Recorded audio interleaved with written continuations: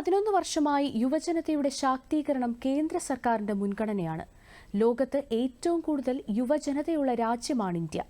ജനസംഖ്യയുടെ ഏകദേശം 65% പേരും 35 വയസ്സിന് താഴെയുള്ളവരാണ്. രാജ്യത്തിന്റെ വികസനം ത്വരിതപ്പെടുത്തുന്നതിനും ദീർഘകാല തന്ത്രപരമായ വളർച്ച കൈവരിക്കുന്നതിനുമുള്ള നിർണായക അവസരമായി സർക്കാർ ഇതിനെ കണക്കാക്കുന്നു. യുവജനതയെ വളരാനും അവരുടെ സ്വപ്നങ്ങൾ യാഥാർത്ഥ്യമാക്കാനും ഇന്ത്യയെ ഭാവിയിലേക്ക് നയിക്കാനും സഹായിക്കുക എന്നതാണ് ലക്ഷ്യം. യുവജനതയ്ക്ക് ഗുണനിലവാരമുള്ള വിദ്യാഭ്യാസം, ആധുനിക കഴിവുകൾ, നല്ല ജോലികൾ എന്നിവ ലഭ്യമാകുന്നുണ്ടെന്നും വിജയകരമായ സംരംഭകരാകാൻ പിന്തുണ ആവശ്യമാണെന്നും സർക്കാർ ഉറപ്പാക്കുന്നു.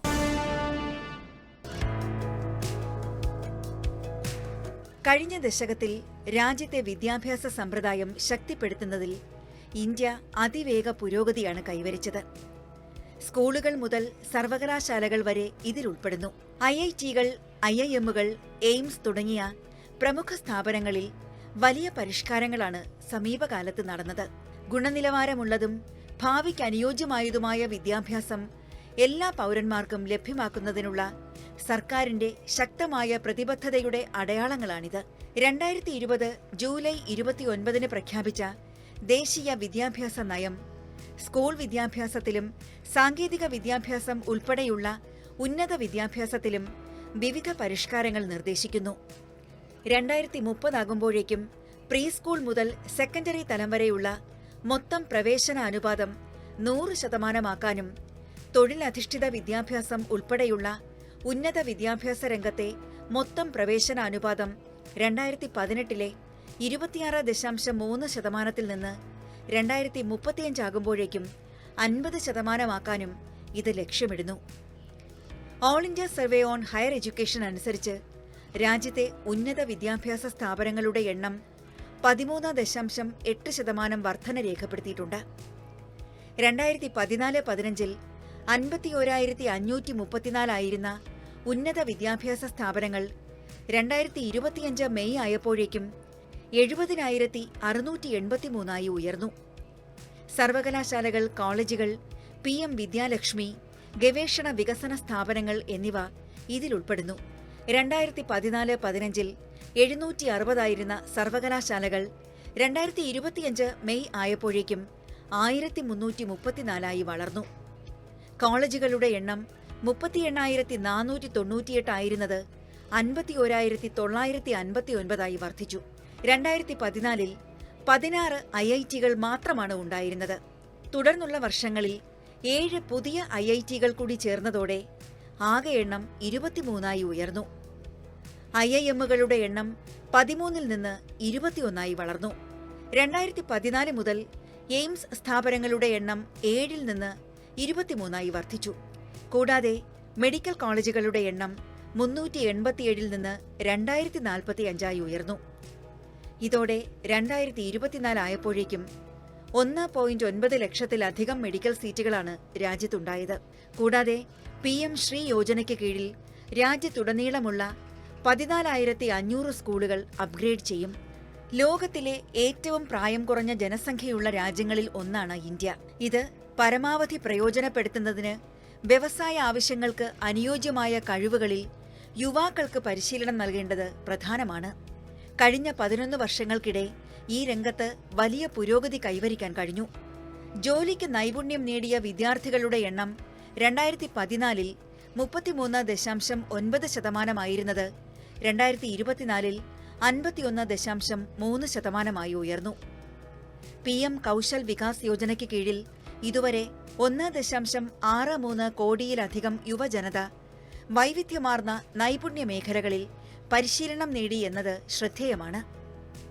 പരിശീലനം, പുനർപരിശീലനം, കഴിവുകൾ നവീകരിക്കൽ എന്നിവയിലൂടെ തൊഴിലാളികളുടെ കഴിവുകൾ മെച്ചപ്പെടുത്താൻ സഹായിക്കുന്നതിൽ മൂലധന സാമഗ്രി മേഖല ശ്രദ്ധ കേന്ദ്രീകരിക്കുന്നു. ഇതിനെ പിന്തുണയ്ക്കുന്നതിനായി ഉയർന്ന തലത്തിലുള്ള ജോലികൾക്കായി രൂപകൽപ്പന ചെയ്ത 40 qualification packs sector skill council വികസിപ്പിച്ചെടുത്തിട്ടുണ്ട്. ഉയർന്ന തലത്തിലുള്ള ജോലികൾക്ക് ആവശ്യമായ കഴിവുകൾ വിശദീകരിക്കുന്ന വ്യക്തമായ ഗൈഡുകളാണ് ഈ ക്വാളിഫിക്കേഷൻ പാക്സ്. വ്യവസായ മാനദണ്ഡങ്ങൾ പാലിക്കുന്നതിനും മികച്ച ജോലികൾ ഉറപ്പാക്കുന്നതിനും തൊഴിലാളികൾക്ക് ശരിയായ പരിശീലനം ലഭിക്കാൻ അവ സഹായിക്കുന്നു. അഡ്വാൻസ്ഡ് പരിശീലന രംഗത്തും ശ്രദ്ധേയമായ നേട്ടങ്ങൾ കൈവരിച്ചിട്ടുണ്ട്. ട്രിച്ചിയിലെ BHEL വെൽഡിംഗ് റിസർച്ച് ഇൻസ്റ്റിറ്റ്യൂട്ടിന്റെ കീഴിലുള്ള common engineering facility centre welding സാങ്കേതിക വിദ്യകളിൽ 8143 വ്യക്തികൾക്ക് പരിശീലനം നൽകിയത് സുപ്രധാനമാണ്. രാജ്യത്തെ യുവജനതയ്ക്ക് തൊഴിലവസരങ്ങൾ ഒരുക്കുക എന്നത് കേന്ദ്ര സർക്കാരിന്റെ മുൻഗണനയാണ്. നിയമനം, വ്യവസായ വളർച്ച, കയറ്റുമതി എന്നിവയിലെ ശ്രദ്ധ കേന്ദ്രീകരിച്ചുള്ള ശ്രമങ്ങൾ വിവിധ മേഖലകളിൽ ഔപചാരിക തൊഴിലവസരങ്ങൾ സൃഷ്ടിക്കാൻ സഹായിച്ചിട്ടുണ്ട്. 2022 ഒക്ടോബർ 22 പ്രധാനമന്ത്രി നരേന്ദ്രമോദി തുടക്കം കുറിച്ച റോസ്ഗാർ മേള രാജ്യത്തുടനീളം തൊഴിലവസരങ്ങൾ സൃഷ്ടിക്കുന്നതിനുള്ള ഒരു പ്രധാന ചുവടുവയ്പ്പാണ്. മികച്ച തൊഴിലവസരങ്ങൾ നൽകുന്നതിലൂടെ യുവാക്കളെ ശാക്തീകരിക്കുക എന്നതാണ് ഇതിന്റെ ലക്ഷ്യം. ഇതിലൂടെ ദേശീയ വികസനത്തിൽ പങ്കാളികളാകാനും അവർക്ക് അവസരം ലഭിക്കുന്നു.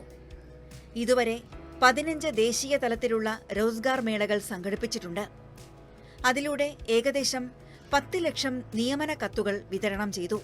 ഇന്ന് ഇന്ത്യയിലെ യുവജനത അവരുടെ സമർപ്പണത്തിലൂടെയും നൂതനാശയങ്ങളിലൂടെയും രാജ്യത്തിന്റെ അപാരമായ സാധ്യതകൾ ലോകത്തിന് മുന്നിൽ തെളിയിക്കുകയാണെന്ന് പ്രധാനമന്ത്രി നരേന്ദ്രമോദി പറഞ്ഞു. ഇന്ത്യയിലെ യുവാക്കൾക്കിടയിൽ വളർച്ചയുടെയും സ്വാശ്രയത്വത്തിന്റെയും ഒരു പ്രധാന ചാലക ശക്തിയാണ് സംരംഭകത്വ മേഖല. ശക്തമായ സർക്കാർ പിന്തുണ ലഭിക്കുന്നതിനാൽ കൂടുതൽ യുവജനത ഈ മേഖലയിലേക്ക് ആകർഷിക്കപ്പെടുകയാണ്. സ്റ്റാർട്ടപ്പ് ഇന്ത്യ സംരംഭം നടപ്പിലാക്കുകയും നിരീക്ഷിക്കുകയും ചെയ്യുന്ന നോഡൽ ഏജൻസിയാണ് DPIIT. ഇന്ത്യയുടെ ഇന്നൊവേഷൻ ആവാസ വ്യവസ്ഥയിൽ സ്റ്റാർട്ടപ്പുകൾ അഭിവൃദ്ധി പ്രാപിക്കുന്നതിനാവശ്യമായ പിന്തുണ ഇത് നൽകുന്നു. ശക്തമായ സർക്കാർ പിന്തുണയുടെ ഫലമായി ലോകത്തിലെ 3ാമത്തെ വലിയ സ്റ്റാർട്ടപ്പ് ആവാസ വ്യവസ്ഥയായി ഇന്ത്യ ഉയർന്നു വന്നിട്ടുണ്ട്. 2024 ഡിസംബർ 31 വരെ 1.57 ലക്ഷത്തിലധികം സ്റ്റാർട്ടപ്പുകളെ DPIIT അംഗീകരിച്ചിട്ടുണ്ട്. 2017 2024 ഇടയിൽ ഈ സ്റ്റാർട്ടപ്പുകൾ ഒരുമിച്ച് 4.8 ലക്ഷത്തിലധികം നേരിട്ടുള്ള തൊഴിലവസരങ്ങൾ സൃഷ്ടിച്ചു. കഴിഞ്ഞ 11 വർഷങ്ങൾക്കിടെ ശ്രദ്ധേയ നേട്ടം കൈവരിച്ച പദ്ധതികളിൽ ഒന്നാണ് PM മുദ്ര യോജന. 2015 ഏപ്രിൽ 8 ആരംഭിച്ച പദ്ധതി വഴി ദശലക്ഷക്കണക്കിന് ചെറുകിട സംരംഭകർക്ക് എളുപ്പത്തിൽ വായ്പ നൽകുന്നു. കഴിഞ്ഞ ദശകത്തിൽ സംരംഭകർക്ക് അനുവദിച്ച വായ്പകളുടെ എണ്ണത്തിൽ ശ്രദ്ധേയമായ വളർച്ചയുണ്ടായത് ഇതിന്റെ ഫലമാണ്. രാജ്യത്തുടനീളമുള്ള കായിക വിനോദങ്ങളെ പ്രോത്സാഹിപ്പിക്കുന്നതിനായി യുവപ്രതിഭകൾക്ക് വലിയ തോതിലുള്ള പിന്തുണയാണ് സർക്കാർ നൽകി വരുന്നത്. മികച്ച പരിശീലനം, സൗകര്യങ്ങൾ, സാമ്പത്തിക സഹായം എന്നിവയിലൂടെ ഇന്ത്യ ശക്തമായ ഒരു കായിക രാഷ്ട്രമായി മാറുകയാണ്. നേതൃത്വം, അച്ചടക്കം, നവീകരണം എന്നിവ വളർത്തിയെടുക്കുന്ന സംരംഭങ്ങളിലൂടെ ഇന്ത്യ യുവജനതയെ രാഷ്ട്രനിർമ്മാണത്തിൽ സജീവമായി ഉൾപ്പെടുത്തുന്നു. അഗ്നിപഥ് തുടങ്ങിയ പരിപാടികൾ യുവ ഇന്ത്യക്കാർക്ക് ഭാവിയെ സേവിക്കാനും നയിക്കാനും രൂപപ്പെടുത്താനുമുള്ള പുതിയ പാതകൾ സൃഷ്ടിക്കുന്നു. യുവജനതയുടെ ശാക്തീകരണത്തിലെ നിർണായക കാലഘട്ടമായിരുന്നു കഴിഞ്ഞ 11 വർഷങ്ങൾ. മികച്ച വിദ്യാഭ്യാസം, തൊഴിലവസരങ്ങൾ, നൈപുണ്യ വികസനം, ബിസിനസ് പിന്തുണ എന്നിവ രാജ്യത്തെ യുവജനതയ്ക്ക് വലിയ പിന്തുണയാണ് നൽകി വരുന്നത്. റോസ്ഗാർ മേള, ഖേലോ ഇന്ത്യ, അഗ്നിപഥ് തുടങ്ങിയ പരിപാടികൾ യുവജനതയ്ക്ക് പുതിയ അവസരങ്ങൾ നൽകുന്നു.